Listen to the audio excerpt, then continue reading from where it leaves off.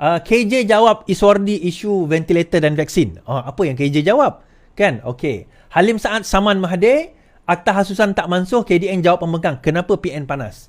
Kita sama-sama nanti dalam penjara. Anak Hamzah Zainuddin gagal batal tuduhan seleweng minyak masak. Tapi sebelum itu, kita cerita perkara ini berkenaan dengan UPSR. Sarawak dikatakan bakal memperkenalkan sistem peperiksaan tahun 6 mirip UPSR. Sarawak bakal memperkenalkan sistem pendidikan tersendiri iaitu peperiksaan khas untuk seluruh pelajar tahun 6 di semua sekolah kebangsaan dalam negeri tersebut bagi menggantikan UPSR. Menteri Pendidikan, Inovasi dan Pembangunan Sarawak, Datuk Seri Roland Sagah Wee-In berkata penilaian tersebut menyerupai UPSR sebelum ini dimansuhkan oleh JKPM.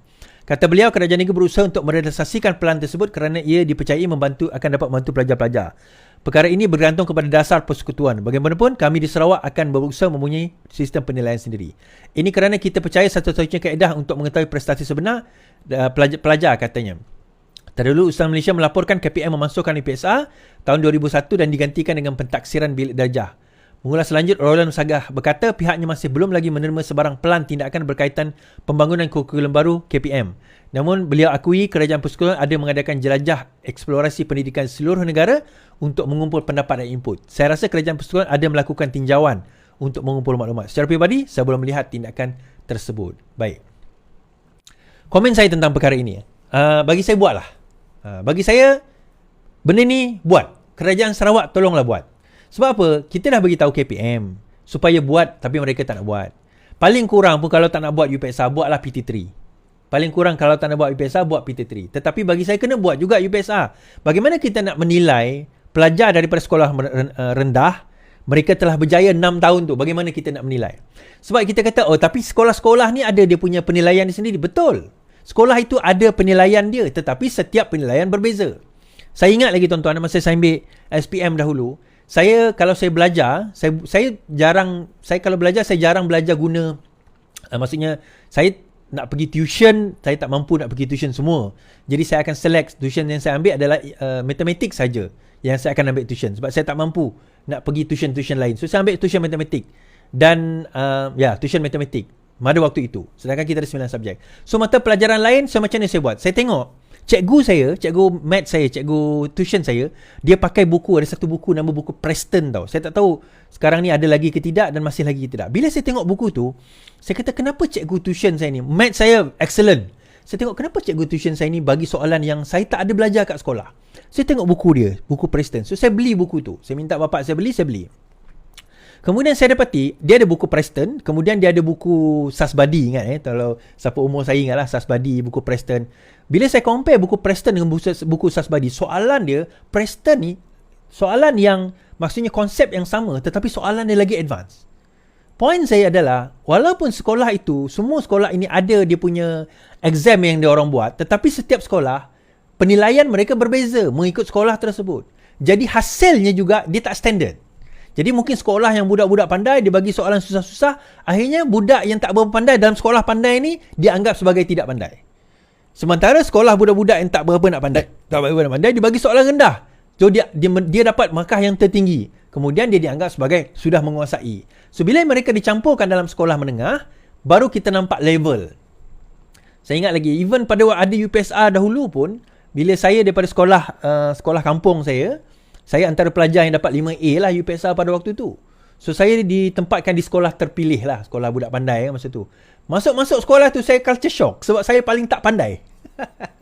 Saya tak pergi tuition, saya English pun berterabur, baca pun tak reti English, pada sekolah tu sekolah pandai. Ini ada penilaian. Sebab saya berasal daripada sekolah kampung yang di sekolah itu saya antara budak paling pandai. Bila masuk di skala budak pandai, rupanya saya tak pandai. So daripada situ rupanya baru kita tahu, penilaian dia sebegini. Tapi sekurang-kurangnya dia bagi peluang lah kepada saya kan. Now, ada setuju, ada perdebatan. Tapi Sarawak nak buat, bagi saya teruskan. Kita kena ada ada satu kaedah untuk kita nak menilai. Dan penilaian dalam bilik darjah ni sebenarnya bagi saya, entahlah, saya tak nampak benda tu boleh menilai dengan baik lah. In fact, kalau saya tengok sekarang ini pun, budak-budak saya tak tahu macam mana kita nak menilai dan melihat sama ada mereka telah menguasai atau tidak. As parents lah, sebagai ibu bapa, macam mana? Kita boleh tanya dia, kita boleh persoal dengan dia, tapi bagaimana level dia compare to pelajar sekolah dia, compare to national, kita tak tahu. But then again, itu perbahasan dan perbincangan yang ibu bapa kena selesaikan lah. Baik. Habis cerita itu, baru-baru ini dipersoalkan berkenaan dengan ada di kalangan pelajar membawa senjata sewaktu solidariti Hari Palestin di sekolah-sekolah. Jadi adalah ahli kalangan ahli parlimen yang bukan Melayu ni mempersoalkan. Baik. Kemudian PAS membangkitkan, dia ambil gambar. Tengok, ada sekolah-sekolah ini. Saya tengok gambar tu. Dia bawa senjata, dia bawa pedang, dia bawa weapon. So saya tengok, ni weapon apa? Rupanya cosplay. Tu cosplay. Lepas tu, Ninja Turtles pun terheret sama dalam kontroversi senapang di sekolah. Watak anime popular seperti Demon Slayer, Comic AS, Teenage Mutant Ninja Turtle telah menjadi bahan perdebatan mengenai kewajaran menggunakan senjata mainan Minggu Solidariti di Palestin. Ini juga menyebabkan sebuah sekolah di Pandamaran, Selangor mendapat perhatian kerana menganjurkan pertandingan cosplay untuk pelajarnya. Cosplay ialah kegiatan berpakaian seperti watak daripada filem, kartun, buku dan permainan video. Sejak hujung minggu lalu, mereka mempertahankan penggunaan senjata telah berkongsi gambar di dalam pertandingan tersebut. Okey. Tuan-tuan, kita ni dah dewasa lah. Macam ni lah. Solidariti ni, okey, hari ni KPM pun dia kata dia dah mengeluarkan garis panduan. Kat mana boleh, kat mana tak boleh. Okey, baguslah, teruskan. Bagi saya, sebenarnya solidariti ni kita ajar murid-murid kita satu perkara. Humanity. Sebagai manusia, apa yang patut dan wajar kita lakukan sekiranya berlaku perkara, bukan di Palestin saja, di mana-mana di dunia. Bukan di Palestin saja, di mana-mana di dunia. Kalau kita, apa kewajaran kita, apa pandangan, apa perasaan kita sebagai manusia. Murid-murid ni dia tak faham lagi nak cerita konflik dunia, politik dunia dan sebagainya. Dia tak faham lagi. Politik Malaysia pun mereka tak faham, ni nak pula cerita politik dunia. Jadi kita bawa mereka kepada perkara yang lebih dasar, iaitu tentang kemanusiaan, tentang peri pentingnya kita membantu orang yang susah. Sesiapa saja sekalipun, itu sebenarnya yang kita kena cetuskan. Habis kat situ dah lah. Ini nak siap bawa senjata ni untuk apa sebenarnya? Saya tak faham. Even TMJ sendiri tegur. Nak bawa senjata untuk apa? Untuk apa sebenarnya? Tak perlu. Ceritakan. In fact, ada satu sekolah tu buat solat hajat. Okey, buat macam tu cukup lah. Itulah Minggu Solidariti. Kan? Mungkin dia bukan Islam. Bukanlah dia kata kalau kita Islam, kita boleh kata bersolidariti untuk rakan ataupun seagama dengan kita. Orang Islam di Palestin contohnya. Tapi yang bukan Islam, kita kata atas dasar kemanusiaan. Dah enough kat situ. Saya malah nak cerita panjang-panjang bab ni, tuan-tuan. Ni kadang-kadang benda yang tak sepatutnya nak dijadikan isu pun nak dijadikan isu. Saya pun tak faham. Baik. Baru-baru ini, 2 hari lepas saya ada membaca berita berkenaan dengan Menteri Pertanian dan Keterjaminan Makanan, Mat Sabu, telah pun mengumumkan bahawa harga ayam akan diapungkan. Harga ayam bermula dengan 1 November ini akan diapungkan. Jadi timbul reaksi. Okey, timbul reaksi sama adakah harga ayam akan naik atau akan turun. Malam tadi saya buat video, saya mengatakan kerajaan sudah melihat dan berkemungkinan besar harga itu sama ada kekal ataupun akan turun. Baik, hari ini, okey, kita baca. Hari pertama pelaksanaan pengampungan harga ayam di pasar pagi. Baik, kita tengok harga jadi RM9. Harga siling RM9 something, RM9 lebih. Right. Ini gambar-gambar dia. RM7. RM7.79 whole chicken. Dia sudah ada gambar-gambar dekat sini. Okey. Ini gambar yang ditajamkan lah. RM9.40 adalah ada harga yang sebelum ini harga siling RM9.40, tapi ada yang menjual sehingga RM9, ada yang menjual RM7, RM7.79 ada. Di pelbagai tempat, pelbagai harga. So kena tengok lah. Baik. Kita baca berita yang Malaysian Gazette. 68 premis jual ayam melebihi harga shilling. Baik. Sebanyak 68 premis perniagaan di Semenanjung telah didapati menjual ayam melebihi harga shilling yang ditetapkan, iaitu RM9.40 sekilo. Pemangku KPDN Datuk Armizan Muhammad berkata, harga ayam tertinggi dikesan dijual di Pasar Basah Rompin Pahang dan Pasar Basah Manir Terengganu, iaitu RM11 sekilogram.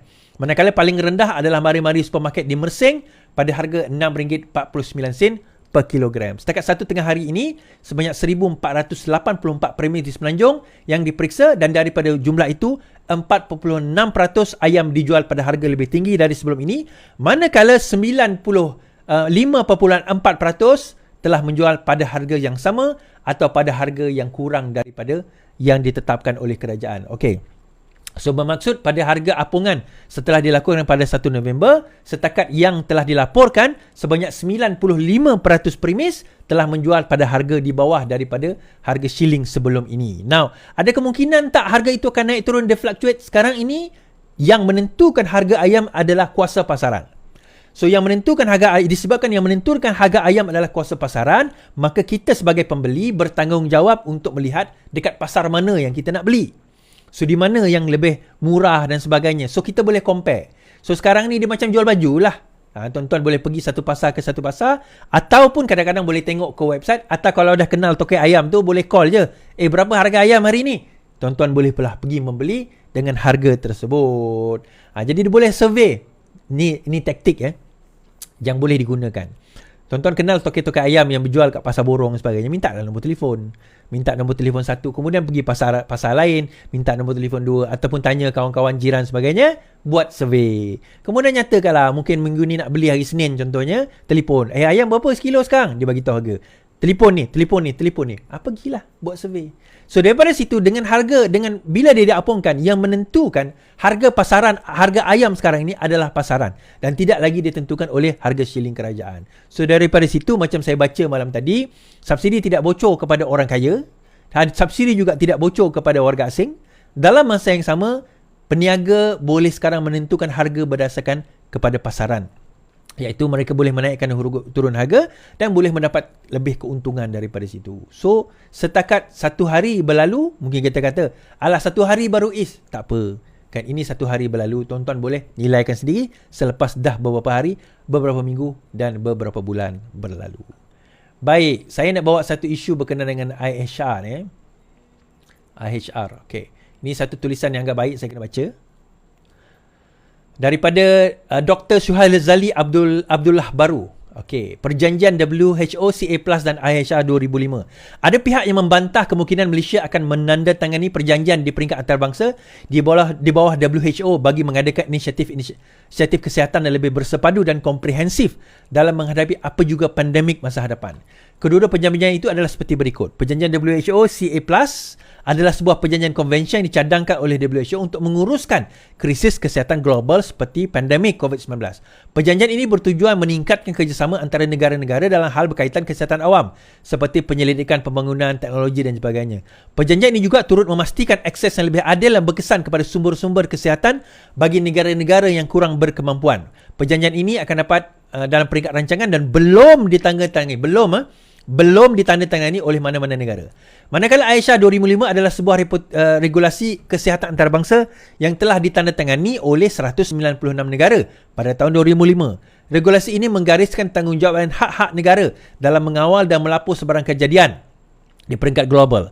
Regulasi ini juga menetapkan kriteria dan prosedur untuk menentukan sebarang kejadian yang memerlukan tindakan. Sebenarnya, perjanjian CA+ dan pindaan IHR adalah perlu untuk meningkatkan kerjasama dan solidariti antara negara yang menangani krisis kesihatan global yang semakin mencabar. Inisiatif ini akan memberi manfaat kepada negara-negara yang kurang mampu untuk menghadapi krisis kesihatan dengan menyediakan akses yang lebih adil dan berkesan. Okey, inisiatif yang dikemukakan dalam perjanjian itu tidak akan melucutkan kuasa dan kedaulatan negara, tetapi sebaliknya mengukuhkan peranan mereka. Perjanjian CA+ dan IHR 2005 tidak menyebabkan negara hilang kedaulatan dan kuasa ini dia di Pertuan Agong akan terlucut. Ini kerana perjanjian ini tidak bertentangan dengan perlembagaan persekutuan yang menjamin kedudukan dan peranan di Pertuan Agong. Perjanjian ini tidak akan memberi kuasa kepada WHO untuk mengambil alih pemerintahan atau membuat keputusan bagi pihak negara-negara. Sebaliknya, perjanjian ini menetapkan tanggungjawab dan kewajipan negara untuk melaporkan setiap kesihatan awam bagi menubuhkan dan mengekalkan keupayaan asas dalam pengawasan dan tidak balas serta bekerjasama dengan WHO. Tidak benar jika ada pihak yang mendakwa perjanjian ini akan memaksa masyarakat dicucuk vaksin. IHR tidak akan memaksa memakai pengambilan vaksin, tetapi memberi peluang kepada WHO untuk menyediakan bantuan teknikal, saranan dan panduan. Okey. WHO sebagai... Okey, ini saya dah baca. Okey. WHO juga tidak memonopoli penjualan vaksin. WHO adalah agensi khusus Pertubuhan Bangsa-Bangsa Bersatu. Sama ada kita sedar atau tidak, keputusan perjanjian ini melalui PHEIC telah pun dipatuhi. Dari 2005 hingga kini terdapat 7 pengisytiharan, iaitu pandemik H1N1. Ini saya nak cerita bahawa benda ni dah disign 2005 dah sebenarnya. H1N1, kita kalau ingat polio, Ebola, virus Zika, Kivu, kemudian COVID, kemudian monkeypox. Tiada keputusan PHP ini menyekat kebebasan menentukan hala tuju negara sebaliknya. Tapi ada orang tanya, menteri kena bawa ke parlimen terlebih dahulu, dibahas di hadapan semua MP. Baru menteri sembang lebat nak buat hal ini. Nampak macam bagus, tapi masa depan siapa yang tahu? Saya nak jawab benda ni tuan-tuan. Pertama, menteri tak boleh bawa dulu kalau benda itu tak final. Saya kata semalam, sebelum benda ini nak dibawa ke parlimen, dia sekarang ni peringkat negosiasi. Setelah negotiate terma dan sebagainya, setuju tak setuju, negotiate, okey, ini terma yang berkemungkinan dah final. Bawa balik ke negara masing-masing, tunjuk kepada parlimen, kabinet, bahas, AGC, Jabatan Peguam Negara, semua akan tengok.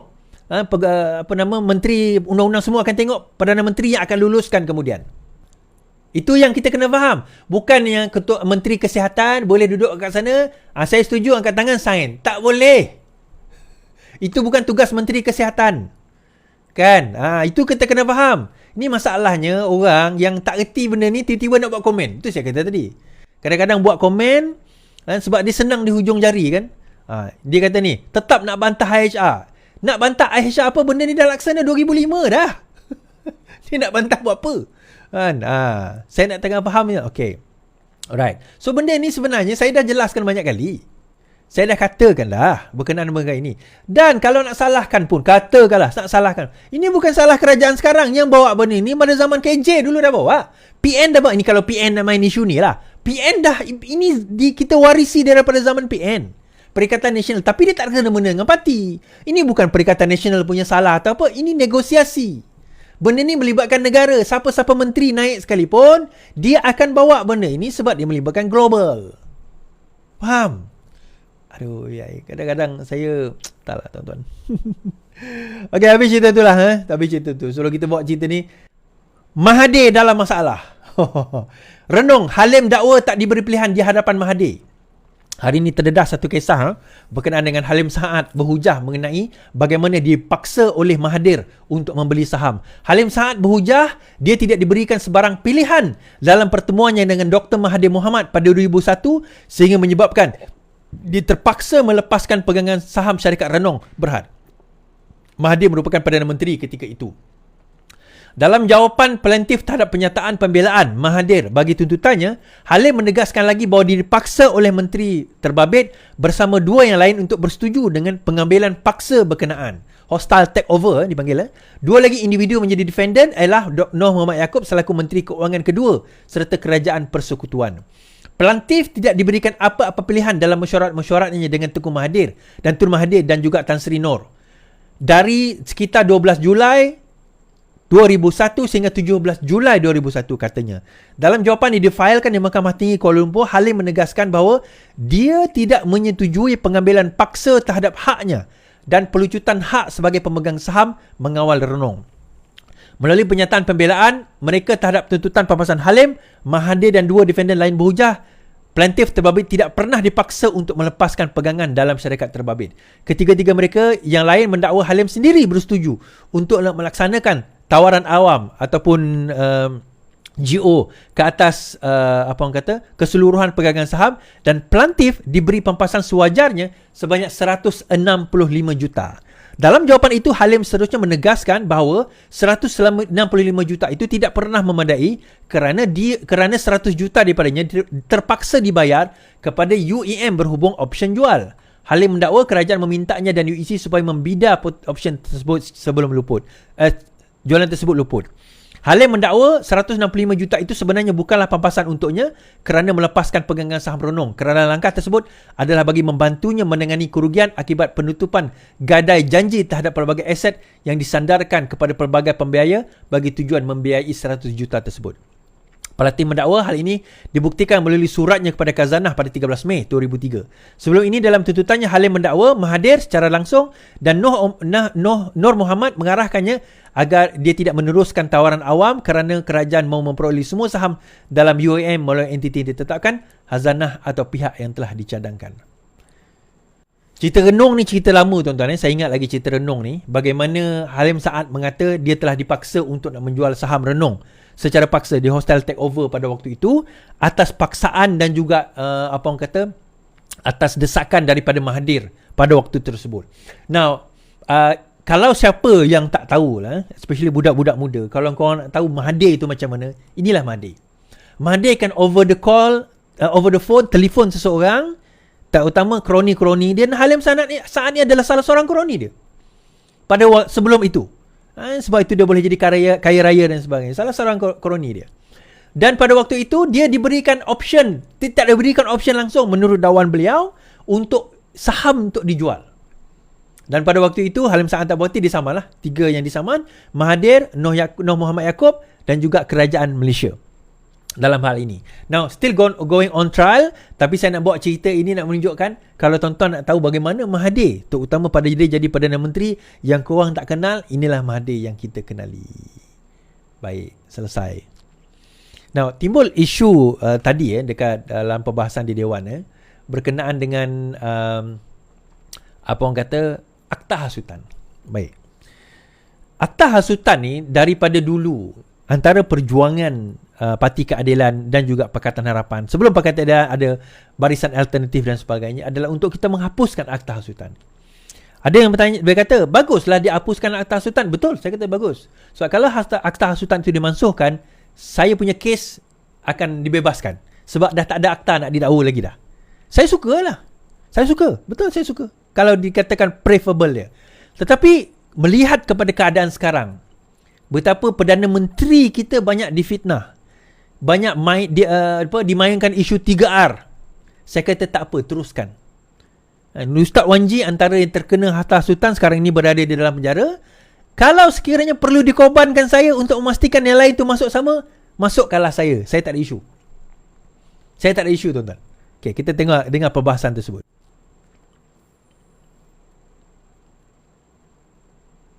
Sahabat saya,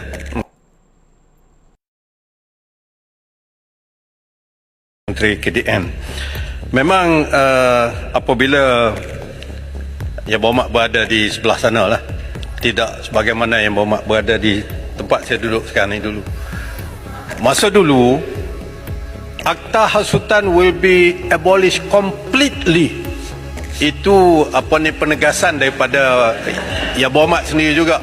Kerana bagi kita nampak, memang kami sebagai pengamal undang-undang pun apabila membela kes yang dituduh di bawah Akta Hasutan, kita melihat terdapatnya loophole yang boleh disalahgunakan, terutamanya oleh pihak kerajaan terhadap mereka yang dianggap bercanggah kepentingan dengan kerajaan.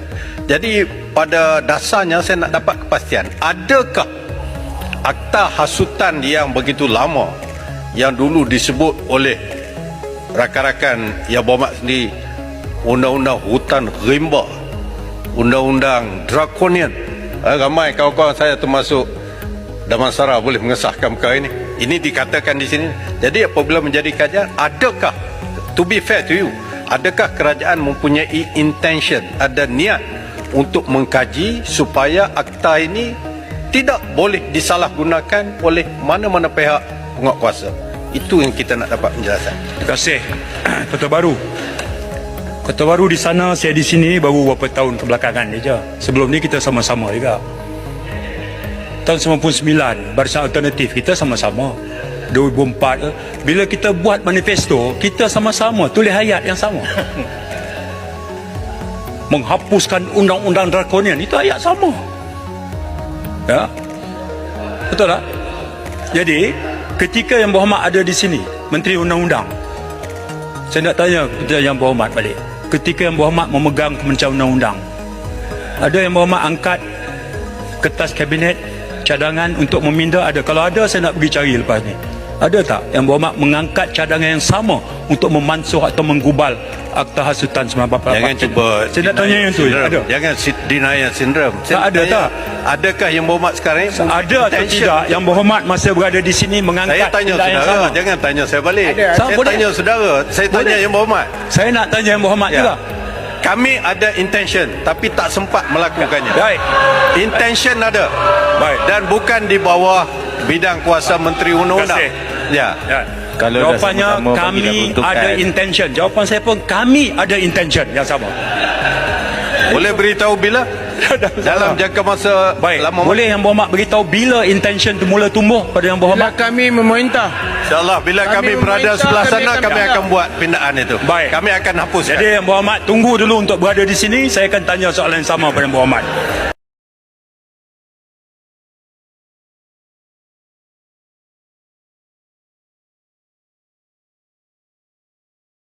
Okey.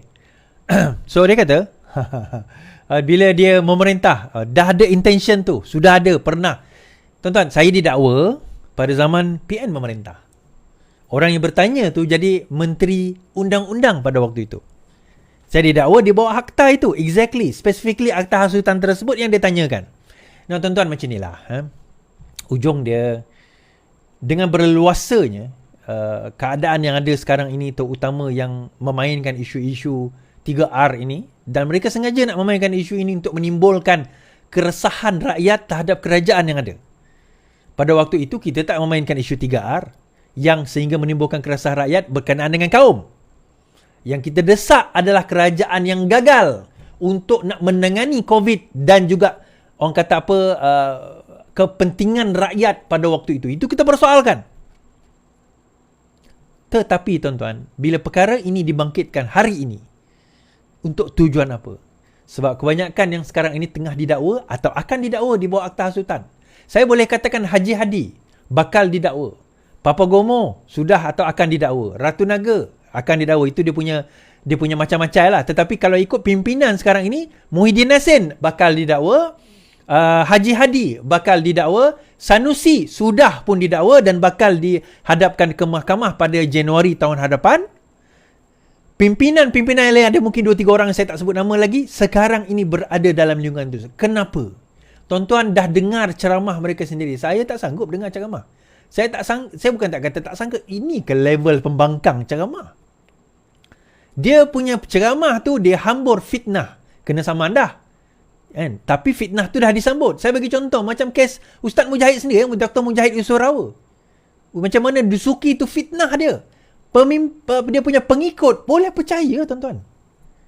Pengikut dia boleh percaya, sambut dan sebarkan.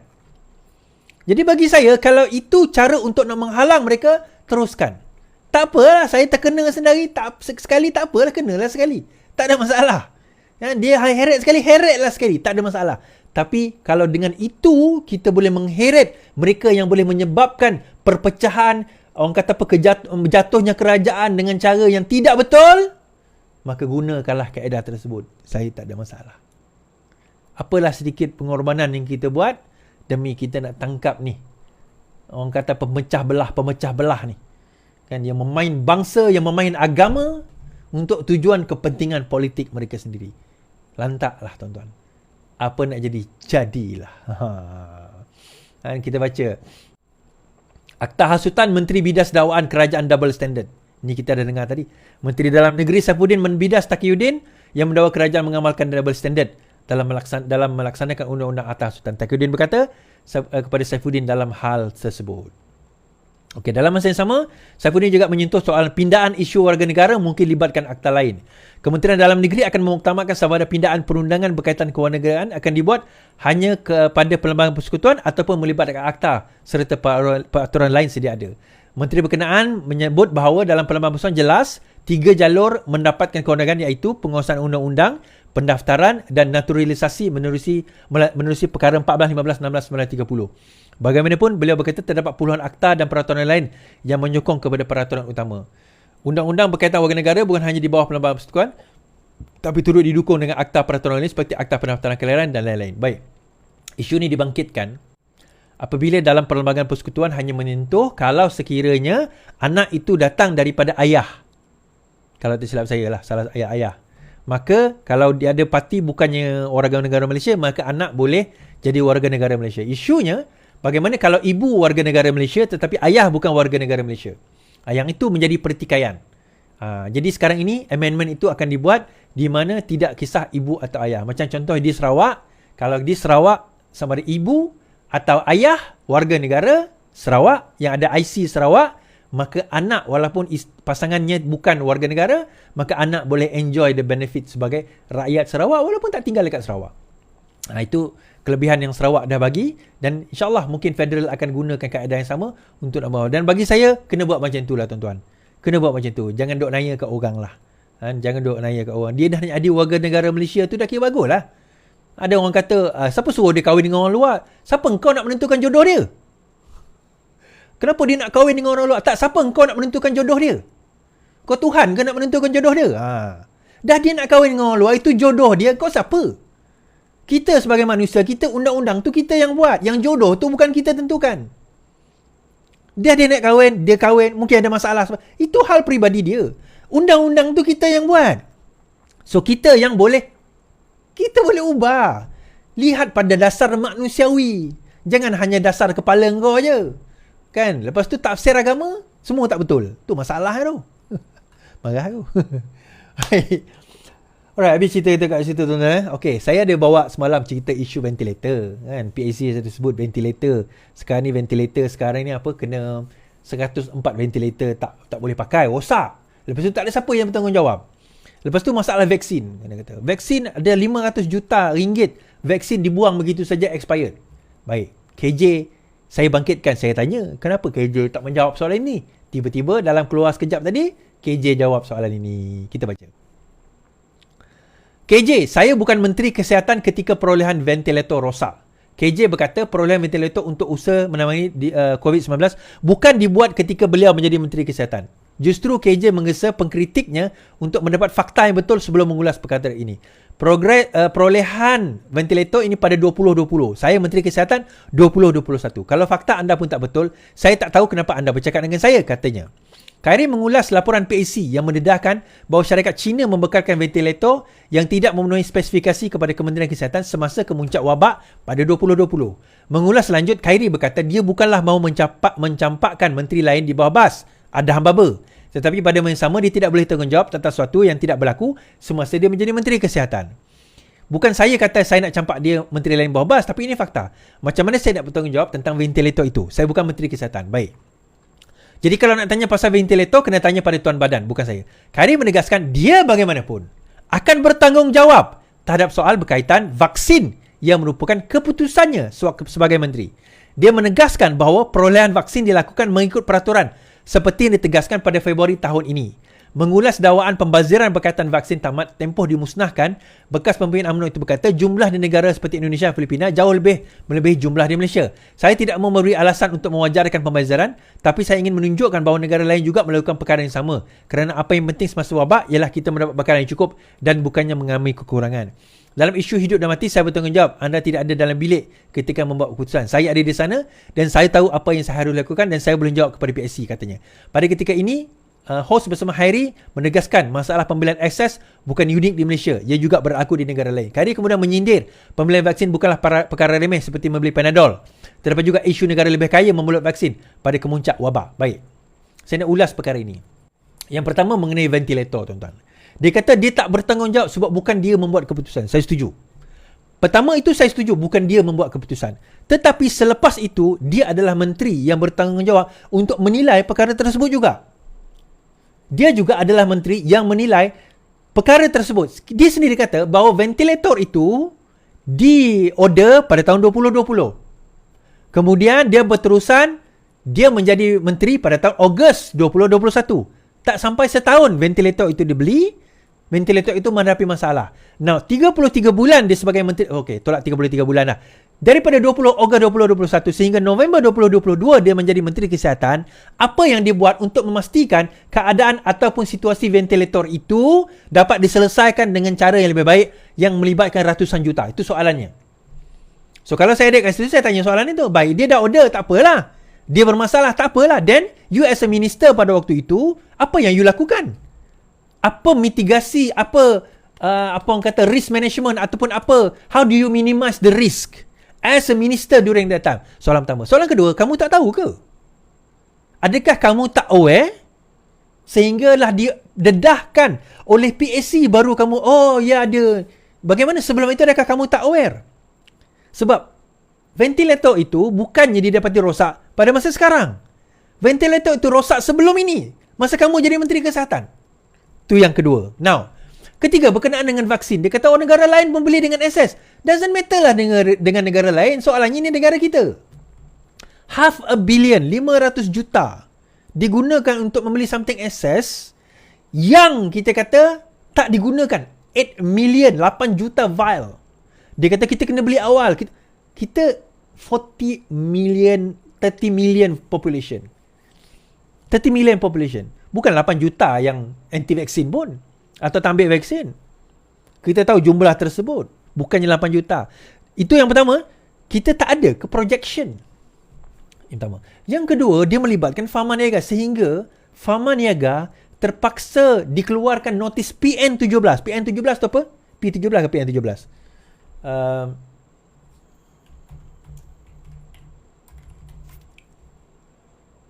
PN17. PN17. Bukan Perikatan Nasional lah. PN17 ni terpaksa dikeluarkan oleh Bursa Saham kerana kerugian yang dihadapi oleh Pharma Niaga. Soalan kita seterusnya, adakah Pharma Niaga dipaksa untuk membeli vaksin-vaksin tersebut? Kenapa melalui Pharma Niaga?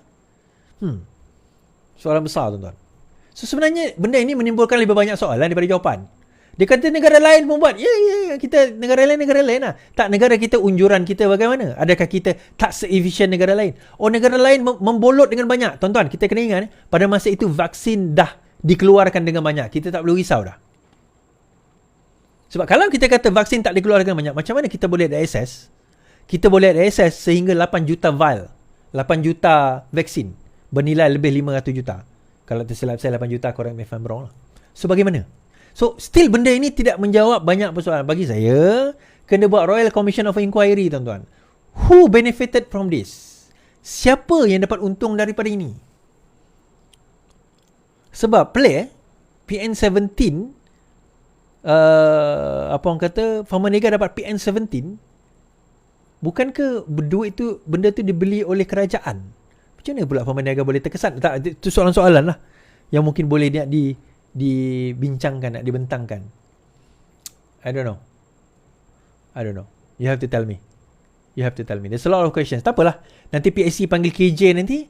KJ kena jawab depan PSC lah. Mungkin soalan-soalan itu yang mungkin boleh bangkitkan kepada KJ. Baik. Right. Terakhir sekali.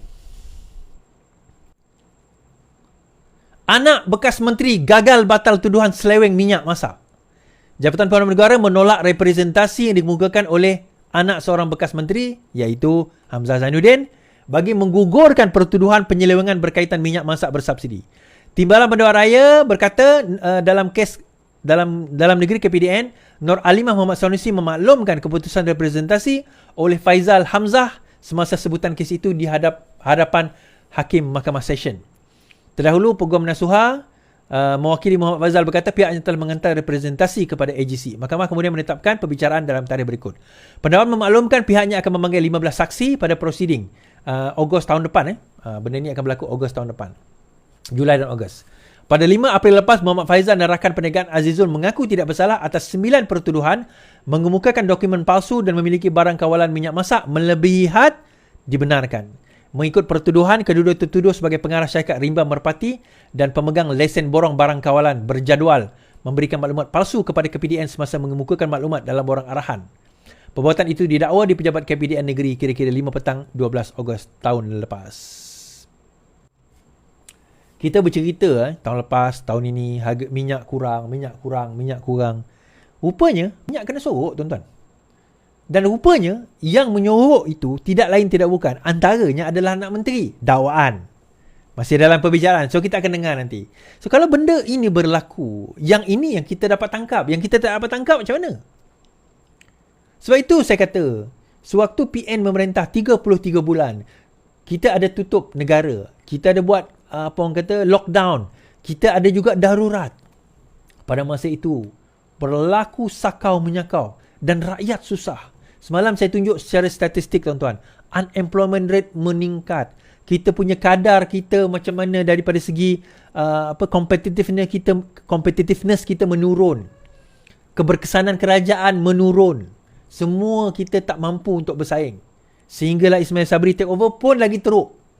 Sehinggalah dapat diambil alih oleh kerajaan sekarang ini. Alhamdulillah doa kita dimakbulkan. Saya tak boleh bayangkan kalau sekarang ini PN memerintah bersama dengan PAS. dengan PAS dia perangai macam tu, dengan Bersatu dia perangai macam ni, saya rasa lagi teruk negara kita ni tuan-tuan. Lagi teruk. Dengan PAS, dengan bayangkan mentaliti pembangkang macam tu. Bayangkan kalau dia jadi kerajaan kan. Macam mana dia nak selesaikan isu makanan Dia orang tak boleh fikir pasal gaji progresif, dia orang tak boleh fikir pasal subsidi. Bayangkan Anwar 2 tahun ini saja telah mengumumkan bajet terbesar tetapi pengurusan dia rendah. Dia sebagai Perdana Menteri, Menteri Keuangan tak ambil gaji tuan-tuan. Ni nak cerita Menteri Penasihat Ekonomi Muhyiddin Yassin ambil 5 juta. 5 penasihat Anwar Ibrahim 1 sen pun tak ambil. Penasihat ekonomi dia 1 sen pun tak ambil. Tapi penasihat ekonomi Muhyiddin Yassin 5 juta setahun tuan-tuan. Kan hancur. Itulah dia. So kita nak kata macam mana? Itulah permainan dunia.